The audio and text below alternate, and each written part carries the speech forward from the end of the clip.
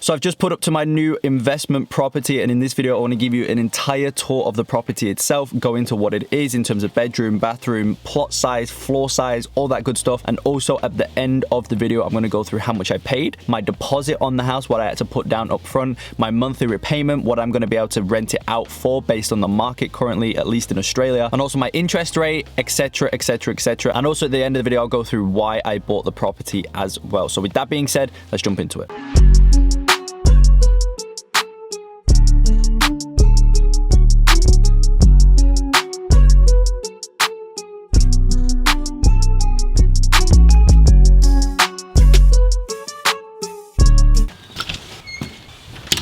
So as you open the front door, you come into this hallway straight up, and it goes and expands into this huge open floor plan here. You've basically got three areas. You've got like a dining room bit, then you've got like more of like a living room, and then you've also got the kitchen, and it's all kind of tied into one. That's one thing that I really do love about this house, is it's very open. And it works tremendously well for families. Extremely dark. Works tremendously well for families. It's all like open plan, which is really, really nice. I hate houses where it's like all cornered off and like you've just got like little rooms and whatnot. I prefer to just knock the walls through and have it open, just like this. So this would be, as I say, more of a like a living room. I don't know what classifies as a living room, a dining room, and this and that, but there's basically a TV. I don't know if you can see on the wall there, there is a TV port, so it makes sense to have that as a living room. And then this is where you like your dinner table would probably go. And you can have like a little, cabinet thing over there. That's where like the Wi-Fi port is and whatnot. And then, as I say, you have the kitchen. Mind all of the boxes and whatnot, but the kitchen is one of the biggest reasons as to why I actually wanted to get the house. I love the way the kitchen's done. This house was built 8 years ago, so there's certain things in the house that are quite old. However, I personally think that the kitchen has very much stood the test of time. I think it still looks really, really good even today, 8 years after it was being built. For example, there is certain things though in the house, like these light fixtures, which are horrific, and you can just tell that they're very, very old. And so basically, a few ideas already, none of this is concrete, but a few ideas that I've got is to remove this light fixture and then put like three like the hanging light things here. I don't know what they're called, they've probably got a better name than the hanging light things, but you know where there's like 1, 2, 3 along the breakfast bench top. I think that will look super, super dope and get rid of these things. And then they've got them in this section here as well. But I would then take these out and put like just spotlights in like maybe 6, like 3 and 3, and then maybe 4 here and take that out. And then also another really good thing about this kitchen is it has another crap light, but it has a huge pantry as well, which is super good, especially again because this is more of a, well, it's a family house, right? It's a 4-bed 2-bathroom. So now if we actually go back down to the hallway where before we walked straight and we went into the open floor plan section, we actually turned right here. You've got 3 of the 4 bedrooms. So you've got bedroom number 1, and the other good thing, again, terrible light fixtures, but in the bedrooms I'll be putting these things up. So again, I don't really know what they're called, but they'll be much nicer than this. The other good thing that I really like about this house is the fact that the bedrooms are extremely, extremely spacious. This is, I would say, one of the smaller ones, but it's still very, very big. I don't know if the camera kind of picks up how big it actually is, but they're super spacious, which is really nice. I think that's important. So as you come out of that bedroom, you come into bedroom number 2, I suppose. They don't really have a number, but this is the next bedroom. Again, it's super, super spacious. Obviously, every single one has a cupboard. And then finally, we go from number 1 into number 2. There's me. And then we have number 3, at least at this end of the house. Okay, I mean, that is literally the worst light on earth. But yeah, you have bedroom number 3. Bedroom number 3. Again, super, super, super spacious, which is really, really good. And then you've also, out of bedroom number 3, just off of it, you've got the toilet and the bathroom. Again, as I said before, this is a 4-2, so you've got a shower here, all the good stuff, and a bath. So as I say, it's a 4-bed, 2-bath, so it's very much a family house, which is, again, really good. This is a super, super solid entertaining area. Now, just off of this open floor plan area, we've got the living, dining, and kitchen. We then come into this section here. So one thing I will be doing is putting doors on each side of here, because currently there's no doors.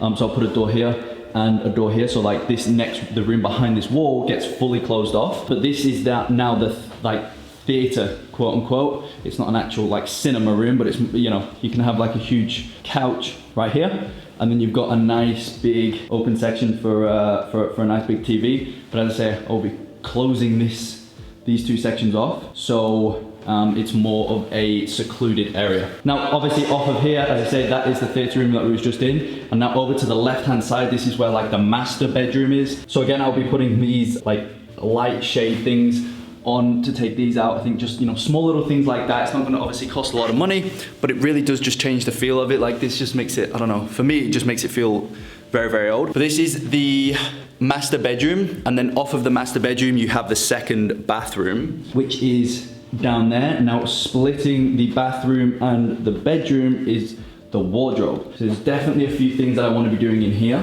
So this is the wardrobe itself. One of the biggest things that I would quite like to do in here is actually put doors on, like a sliding door. So you block it, you know, block all of your your wardrobe off, right? Because at the moment there's no doors on it, so it makes it look, you know, if you actually had this filled out with all of your hanged clothes, all of your shoes and whatever else you put in your wardrobe, there's no doors to close it off, so it looks extremely, in my opinion, it would look extremely messy. In saying that though, I am very much aware that I don't want to be going overboard with these small things, because at the end of the day, it's probably not going to enable me to get more rent, which is kind of all that matters. And in terms of rent, as I said at the start of the video, in terms of rent, what I paid for it, all that good stuff, I will be going through that at the end of the video. So yeah, putting those on, it just makes it look a little bit more aesthetically pleasing, so it could, you know, get people to, you know, it could get more volume of renters just because it's thought out well, but it's probably not going to get me that much more, well, it won't get me any more money, right? However, we now go into the second and final bathroom.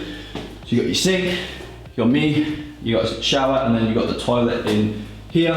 Now, the two things that I really want to do in this bathroom and the other bathroom's the same, is these tops look extremely old. You can kind of tell that this is 8 years old, in my opinion.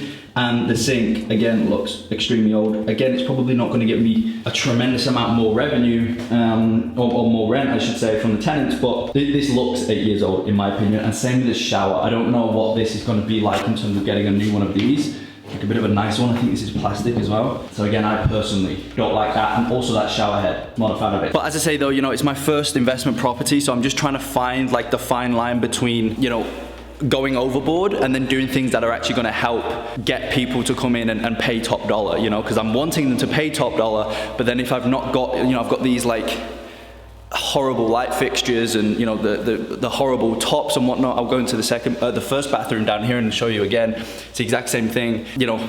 I personally won't pay top dollar for it. So there's definitely a fine line.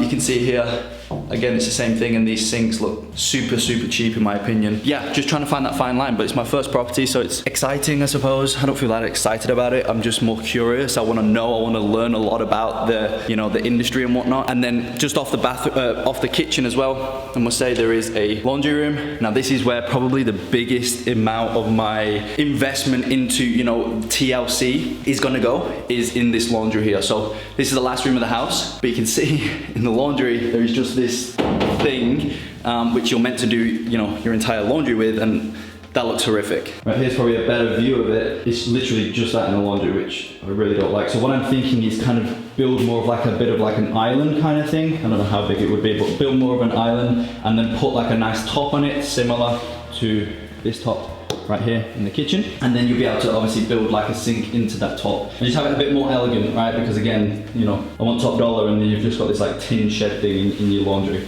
But then you also have some more storage in here, and then this door takes you into the garage. Now, unfortunately, car doesn't come with it. That's actually my car. But it is a Q8, so if you've ever seen a Q8 in real life, it's actually quite a big car. If we look at it from this angle, it's quite, for lack of better words, quite a fat car, right? It's also an extremely dirty car. But it just goes to show how big this garage is.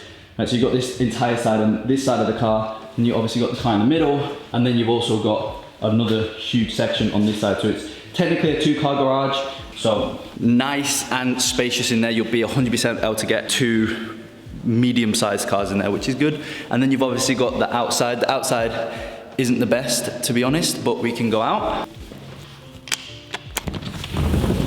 These small stuff like this as well, like the flying screens come off, and also these tiles I absolutely hate as well.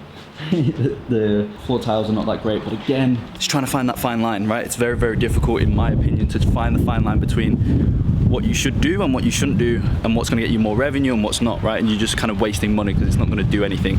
But it's quite a spacious backyard, which is nice. And then wind might be horrific. Come down here, this is like the side. So again, you've got another huge side down here. It's a pretty big plot, 510 meters squared, so not too bad, not too bad. And then yeah, you've got like a bunch of space around here. Right, nice like little outside patio area. Again, I'd like to take those up and put new ones down. And then you've got a nice big section down this side of the house as well. And then that's pretty much it. So there's definitely a few things that I want to do to it. I think maybe 5, 6, 7,000 most at absolute max. There's a bunch of stuff I want to do on the front as well. The front's not the best, but yeah, I mean, there's probably 3 grand at the front, and then inside just a few little bits. And then obviously, as I say, in the laundry, getting that all ripped out and put a new one in. But apart from that, I mean, it's pretty much ready to go. Like, it's a really, really strong house, just like the bare bones of it as is. So that's pretty much the house.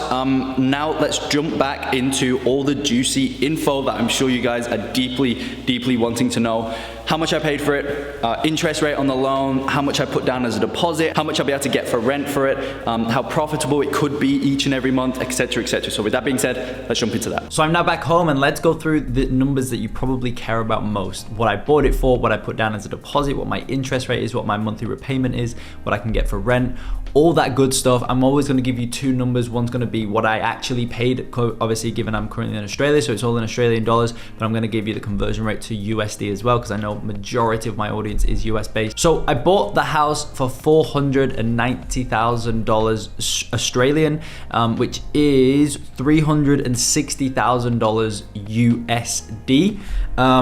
I put 100,000 down Australian, which is 74,000 USD. Reason I did 100,000 Australian is simply because I didn't want to pay mortgage insurance, and in order to not pay mortgage insurance, actually it's not 100, it's like 98,000, right? And so in order to not pay mortgage insurance in Australia, at least, I don't know if this applies to anywhere else, but you need to put down at least a 20% deposit. So I just did 98,000, so it's over the 20%, and I didn't have to pay mortgage insurance, which is just another fee that you don't have to worry about. And so that obviously then made my loan amount $392,000 Australian, which is 288,000 US.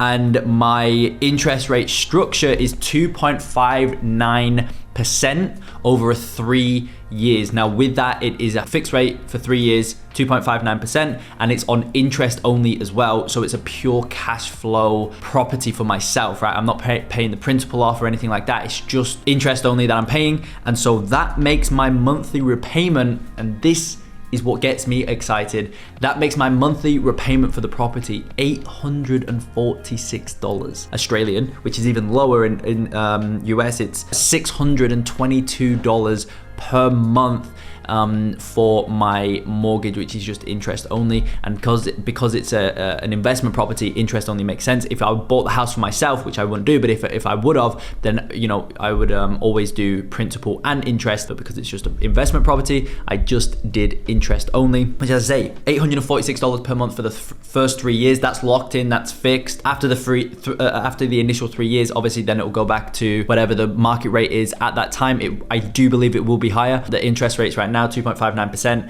is ridiculously low. So it will go up, but at least for the first 3 years, I know I'm guaranteed $850 pretty much per month for the property, which is insane. And so this is where it gets exciting, because now, at least again in Australia at the moment, the real estate market is absolutely wild. So basically, I have spoken to real estate agents and whatnot, and I'll be able to rent out the property for anywhere between $520 and $550 per week, which is $380 to $405 per week US, and then it's obviously $520 to $550 Australian per week. And I think the biggest difference in there is those few little things that I spoke about while I was actually at the house, which were like the front, doing the light fixtures, and like the laundry section, the bench tops in the bathrooms and whatnot. I think that'll enable me to comfortably charge that $550 per month, which is hence why I want to do it. So yeah, that would then mean that my profit per month, estimated profit per month on those numbers, minus my $850 per month repayment, my profit on the property will be anywhere between $1,234 all the way up to $1,354 in profit. That's Australian. Again, USD, it'll be $910 to $1,000 per month in profit. And given that I only put 98,000 down, it's roughly a 12 to 13% return on investment per year. Pretty good numbers, right? But again, I'm not paying off the principal, which is why the profit is much higher, but it is an investment property, so it kind of doesn't make sense to pay off the principal. You would just want to do interest only, your minimum repayment, and get the most from the property that you can, which again is also why I want to do those few changes and put a little bit more money into, you know, TLC and whatnot to get it up to the standard where I can charge the absolute highest amount. But that's it. I hope this video was interesting for you. Obviously, it wasn't that useful, but I hope it was interesting. You know, if you're in real estate right now, you might have been watching this video and pulling your hair out, being like, what is this kid doing? I don't really know either, right? It's, as I say, it's my first property, so I'm by far a novice in this. I don't really know too much about like the best things and whatnot, but that's why partly, again, why I got it, because I want to get into the game and I want to get my hands dirty with it. So what better way than to actually pick up your own property and start the process of it. So again, I hope you enjoyed this video. If you did, as always, smash the like button, leave a comment on what you think of the property, and if you think those numbers are, if you think I paid too much for it, if you think I paid too little for it, let me know your thoughts. And as always, make sure you smash the like button and subscribe to the channel. And with that being said, I will see you in the next one.